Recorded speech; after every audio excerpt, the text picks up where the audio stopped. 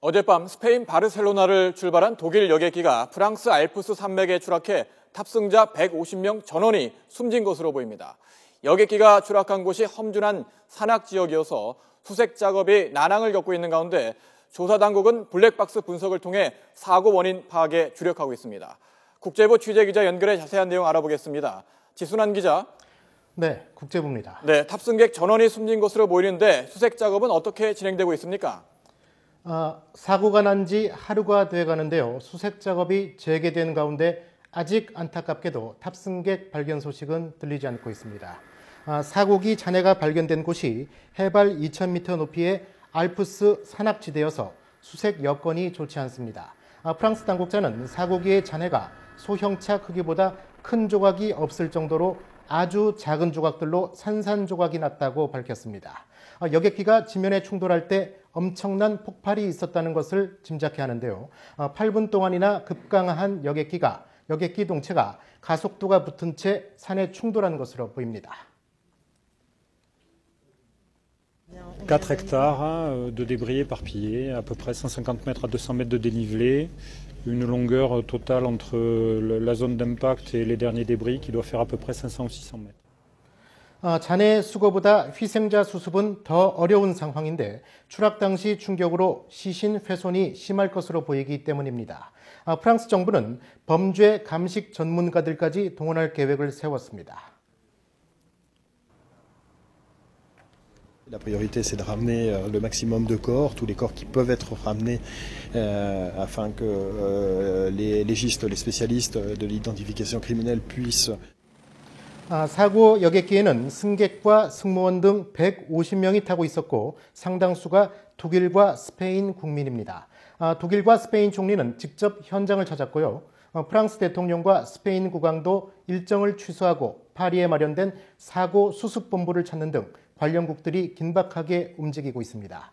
탑승객 가운데는 독일 한 마을의 고교생 16명과 교사 2명도 포함되어 있어서 안타까움을 더하고 있습니다.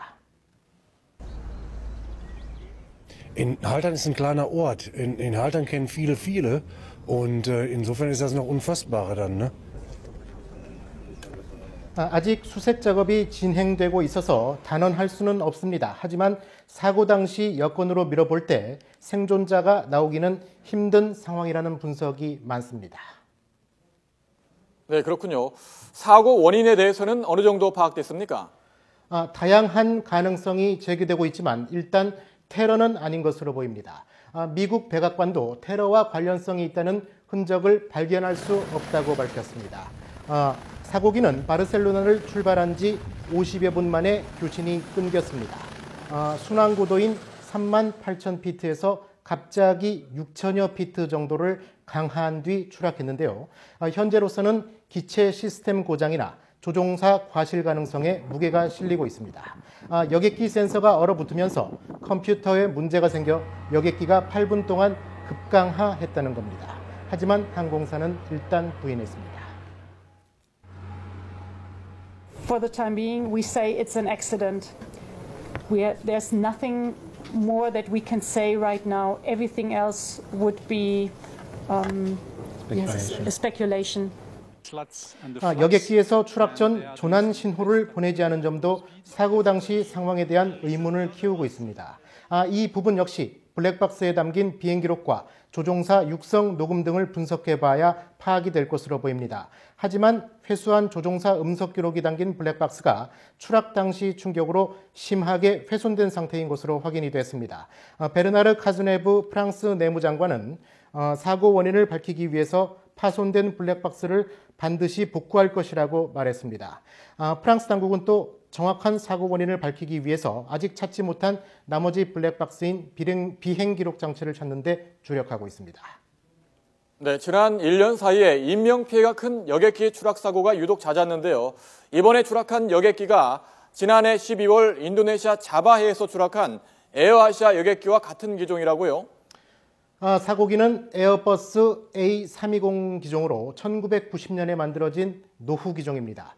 연료 대비 효율성이 높아서 저가 항공사들이 많이 이용을 합니다. 중단거리 주력 기종인 셈인데 그런 만큼 사고도 심심찮게 일어나고 있습니다. 지금까지 인명피해로 이어진 A320 기종 사고는 모두 12차례인데요. 가장 최근에 발생한 게 지난해 12월 28일 에어아시아 소속 여객기가 자바해에 추락해 탑승자 162명 전원이 숨진 사고였습니다. 이번 사고로 저가 항공사의 안전 문제가 다시 도마에 올랐는데 사실 저먼윙스는 그동안 사고가 거의 없어서 상당히 안전한 항공사로 평가돼 왔습니다. 특히 이번 사고는 저먼윙스의 첫 인명사고이기도 하고요. 순항고도에 진입한 상태에서 사고가 났다는 점에서 상당히 이례적이라는 분석이 나오고 있습니다. 지금까지 국제부에서 전해드렸습니다.